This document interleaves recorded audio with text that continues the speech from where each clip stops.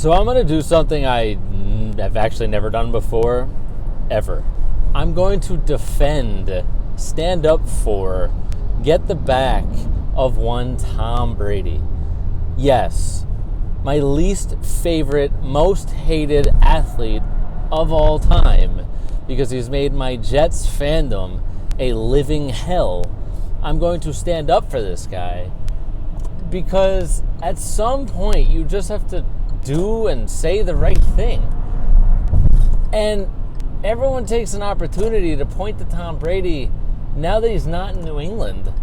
And whether it's a bitter Patriots fan or just a person who wants to get some attention, they're going to point to the fact that, Brady, maybe he's not the best ever. And maybe, Belichick and the Brady narrative is that one can't do it without the other, that maybe they aren't the greatest of all time.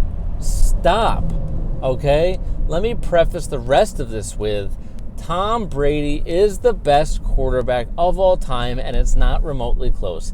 Bill Belichick, my second least favorite person in the entire sports universe, is the best coach of all time, and it's also not remotely close.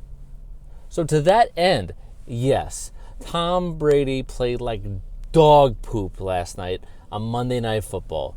2 interceptions, both atrocious. The second one happening in a 2-minute drill where normally Brady shines, puts his team on his back and says, we're going to tie, go to overtime and win, or we're just going to win right here.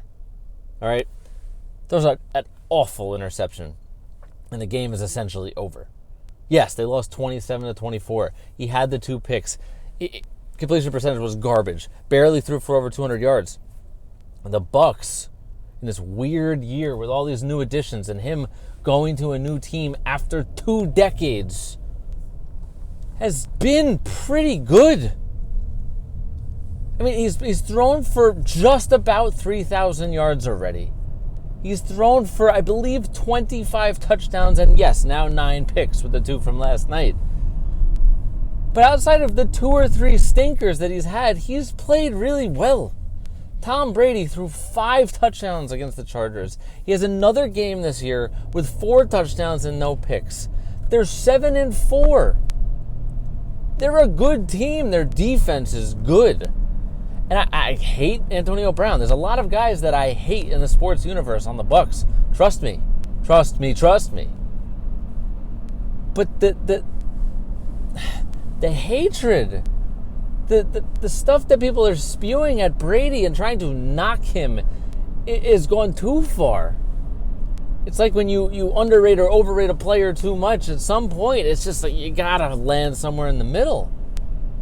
I like watching Tom Brady throw interceptions. I enjoy it as a sports fan. I do. Because I've watched him destroy my Jets fandom again for 2 decades. But the guy's the best quarterback of all time. His team's going to make the playoffs. And this is a question that everyone is going to ask today.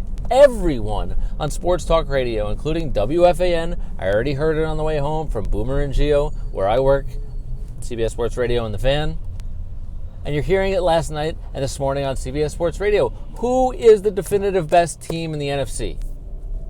That's the question to ask today, and the question we ask on the Drives with Dave podcast, right here, anywhere you find podcasts. I'm your host, Dave Ettinger, as well as here on the Dave Talk Sports YouTube channel. Subscribe, like, comment where I'm pointing below the video. As always, I appreciate the support. The Saints, to me, are the best team in the NFC, but they don't have a quarterback. Maybe you're going to catch lightning in a bottle with Taysom Hill. Maybe not. Okay? Guy still hasn't thrown a touchdown as a starting quarterback. He can run. He's athletic. Blah, blah, blah, blah, blah, blah, blah, blah, blah. Swiss Army knife. Okay, great. Let's see it in December, in January.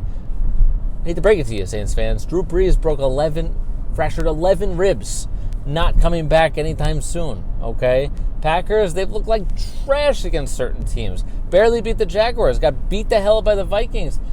I mean, the Bucs getting stomped out by the Saints. Who's the best team? Don't tell me the Rams. Maybe the Seahawks. If Dunlap can fix the Seahawks defense, maybe.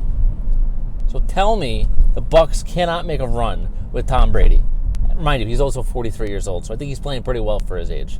Anyway, gotta run. Getting late. Drives with Dave podcast. Go subscribe, download, found anywhere you find podcasts, and subscribe to the Dave Talks